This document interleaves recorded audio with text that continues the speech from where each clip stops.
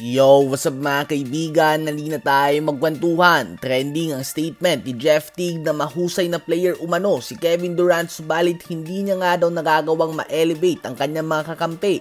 Halo-halong opinion dito ng mga fans, subalit madami ngang sumang-ayon sa former All-Star Jeff Teague. Madami nga nagsasabi na kahit na mas mataas ang pwesto ni Kevin Durant sa all-time rankings sa tulad ni Kawhi Leonard o kaya naman ni Jimmy Butler, mas pipiliin pa rin nga daw nila ito na magbuhat ng team kaysa kay KD. Sobrang galing nga na player ni KD, subalit kapag binigyan mo siya ng magaling na mga teammates ay mas gumagaling din siya. Kaya naman perfect player nga siya para sa Team USA Basketball. Subalit kung may apat siya na kakampiyon na hindi ganun kagaling, hindi na ito kayang ma-elevate tulad ng nagagawa nila Kawhi Leonard o kaya naman ni Jimmy Butler, at least sa opinion ng ilan sa ating mga netizens. Regardless ay hindi natin may tatanggi na kung individual talent lang ang pag-uusapan, not including awards and achievements, si Kevin Durant ay isa talaga sa mga pinakamagaling sa kasaysayan ng basketball.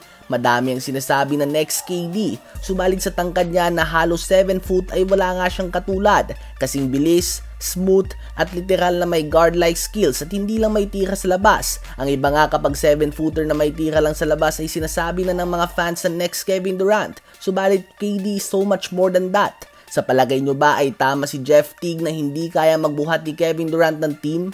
Ngayon ay tumungo naman tayo sa Cleveland Cavaliers. Majority of the season ay sila ang may hawak ng number 1 seed. Subalit sila nga talagang clear number 1 seed sa Eastern Conference. Ganun pa man pagdating ng playoffs ay konti lang nga may tiwala sa kanila at naniniwala na kaya nilang maglaro na pang number 1 seed.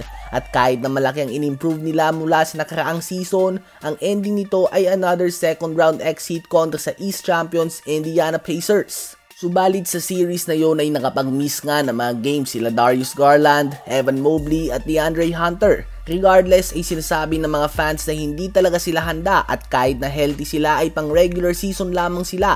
At malaking dahilan dito ay ang depensa ng kanilang backcourt Donovan Mitchell at Darius Garland na madaling ma-expose. Kaya naman kinuha nga nila si Lonzo Ball bilang defensive playmaker and shooter na tutulong na masolusyonan ang problema nila sa perimeter defense.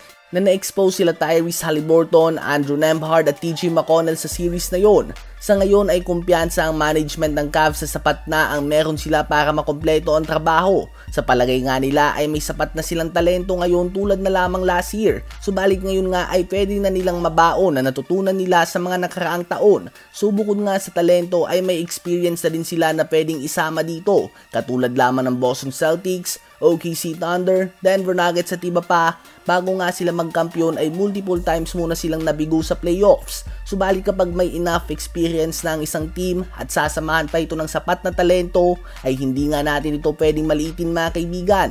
Sa palagay nyo ba ay Cavs ang magiging best team sa Eastern Conference next season?